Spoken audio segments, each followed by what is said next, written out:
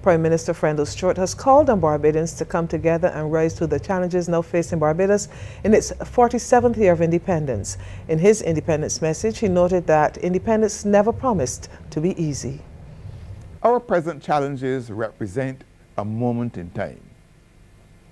Worrisome though these challenges may be, let us not mistake what is a moment in time for eternity. Independence is never promised to be easy.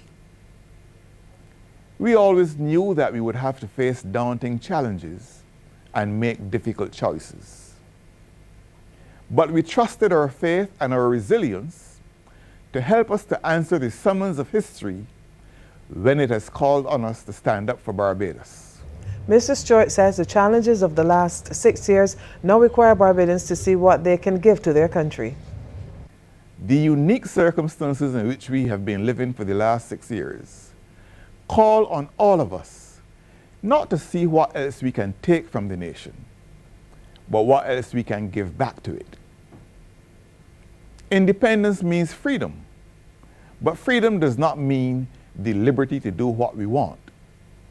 It means the power to do what we ought in the national interest. Opposition leader Mia Motley believes Barbadians need to build on the successes of our past and look ahead to the future when Barbados celebrates its 50 years of independence. In her independence message, Ms. Motley said the time is right for us to reflect. I ask you to pause and consider where Barbados will be 50 years after the broken trident was hoisted over a new nation and her expectant people on that rainy night back in 1966. Have we achieved the hopes and dreams of those who had the courage to lead us on this journey? Are we better off as a nation and as a people than we were in 1966? Where do we want to be in the next 3 years, 25, and then 50 years after that? Ms. Motley says the challenges facing Barbados require that everyone plays their part. First time since 1966, there is the real possibility that our children and grandchildren will be unable to improve on our circumstances. We must draw from the past to give hope to the future. It will not happen by willing it to happen.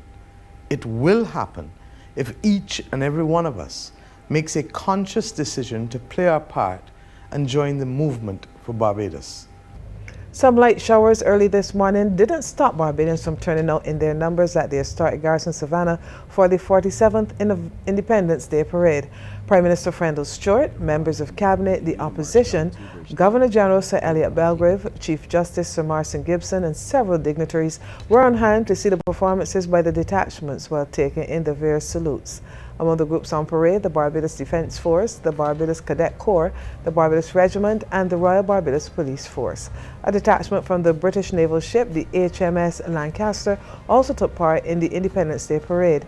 In his usual fashion, Governor General Sir Elliott Belgrave was saluted on his arrival before the traditional inspection of the troops. Several Barbadians also lined the route of the parade as it made its way down to Bay Street and onto the center of historic Bridgetown. And following that parade, Prime Minister Stewart toasted to the nation at St. Anne's Fort, the Garrison. 3 cheers to the nation. Hip hip! Hooray! Hip hip! Hooray! Hip hip! Hooray! Thank you very kindly. Thank you. 2 Barbadians have been awarded the country's highest honor, Knighthoods, for their outstanding contributions to the country over the years. The title of Knight of St. Andrew has been conferred on former independent Senator Dr. Trevor Austin Carmichael and Professor Trevor Austin Hassel. They will now bear the title of Sir. Dr. Carmichael was recognized for his contribution to the financial services sector, international business law practice, and for his philanthropic and voluntary activities. Professor Hassel has been acknowledged for his significant contribution to the medical profession, in particular cardiology. The Companion of Honor of Barbados for Distinguished National Achievement and Merit was awarded to Professor the Honorable Bishnadat Prasad for his outstanding contribution to the regional and international public service, and the Honorable Peter David Hudson Williams for his public service contribution to the legal profession and the judiciary. Professor Eugene Barato, Keith Franklin, Dr. Shirley Jagru, and Grantley Smith were all awarded the Gold Crown of Merit. Other award categories included the Silver Crown of Merit, the Barbados Service Star, the Barbados Service Medal, and the Barbados Bravery Medal. The Carnival spread invaded St. Philip with just over 500 revelers and 6 bands participating in this year's St. Philip Carnival. The Revelers Party from the start at Culpeper Development to the King George V Memorial Park from just after 10. The theme for this year's carnival was One Community, One Family, One Love. Bandleader of Legends Boys and MP for St. Michael North, Michael Ashley, is impressed with the carnival's growth within the last decade. We are actually sold out, basically sold out, and we have to give up armbands actually to identify for identification. But so far, I am impressed because we have vendors out on the streets. Again, that is a spill off from the carnival because we have vendors who come up today and make some money into the night, and probably into the morning. So that is one of the effects of entertainment and this carnival. In their inaugural carnival, band leaders of the Sunrisers, Ronaldo Sargent and Troy Clark, say they intend to improve for next year's carnival.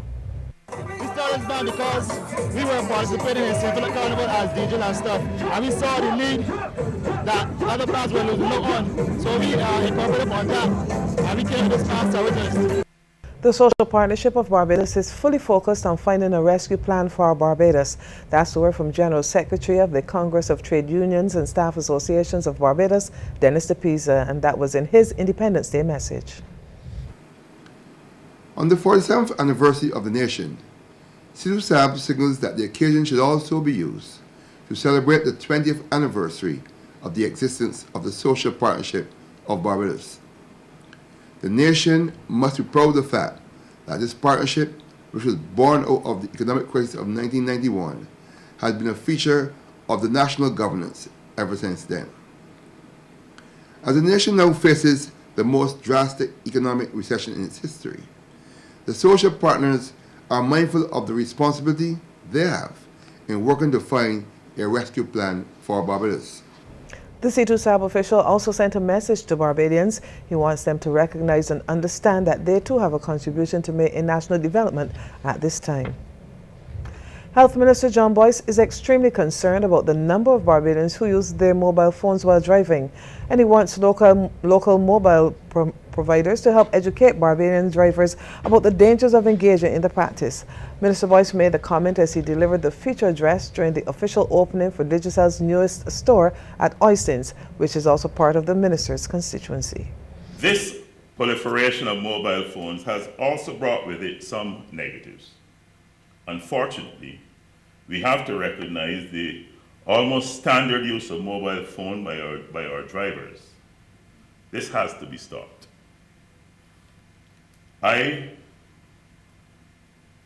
should be the